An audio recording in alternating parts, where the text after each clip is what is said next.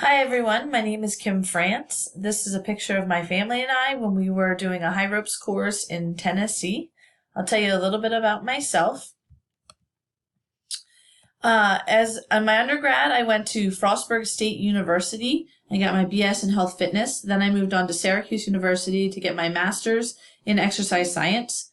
Then went on to do some college coaching and some different coaching jobs, and went into started a family and took 10 years off from working and had my family. And then I went back to school 2 years ago and got my teaching certification in health and physical education, and was very lucky to get a job right after I finished my teaching certification at Upper Moreland High School and Upper Moreland School District, which is in the Philadelphia suburb area.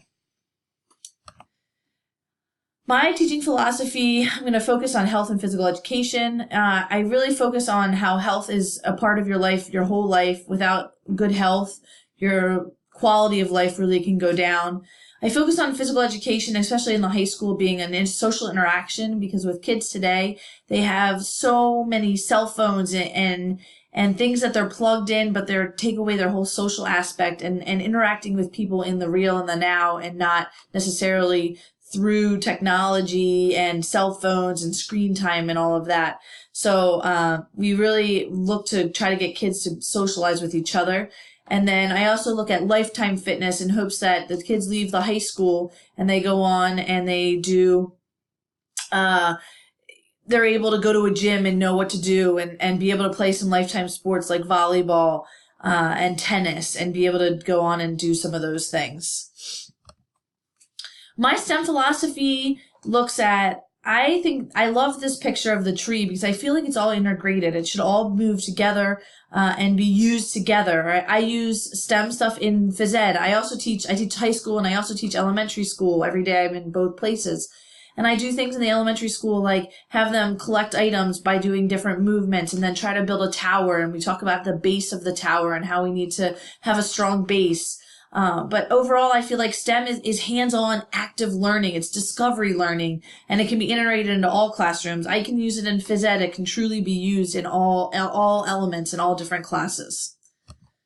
Students learning science. It's a learning-centered, knowledge-centered, assessment-centered. I love this from the book. This is one of my favorite things. But the biggest thing around it is a community.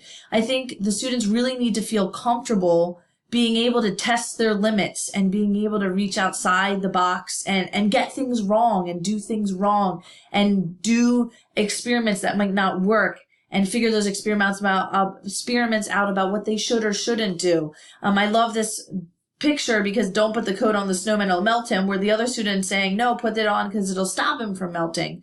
So I think that whole discovery learning, and you build on the discoveries that the students make beyond, move beyond the scientific method, but really let them explore and figure out their own way through it.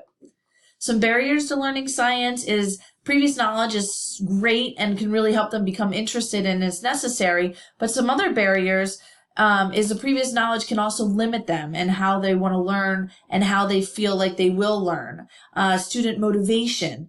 If the students aren't motivated to learn, they're not going to learn. And I think as teachers, we can really create motivation for the students to make them want to learn what we're doing.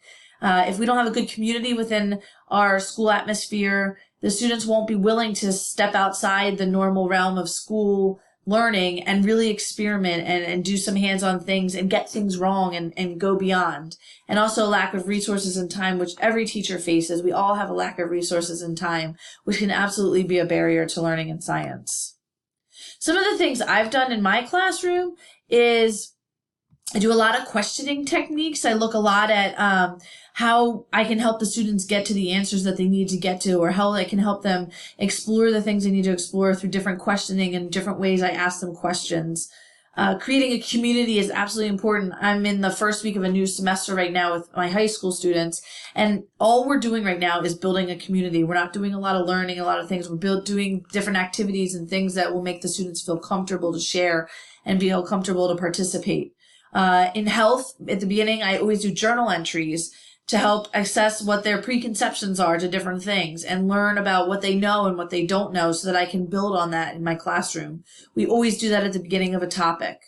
Lots of small projects. We have projects throughout health all the time that allow the students to explore the topics in a way that they like and that they're comfortable with and goes outside of just the lecturing classroom.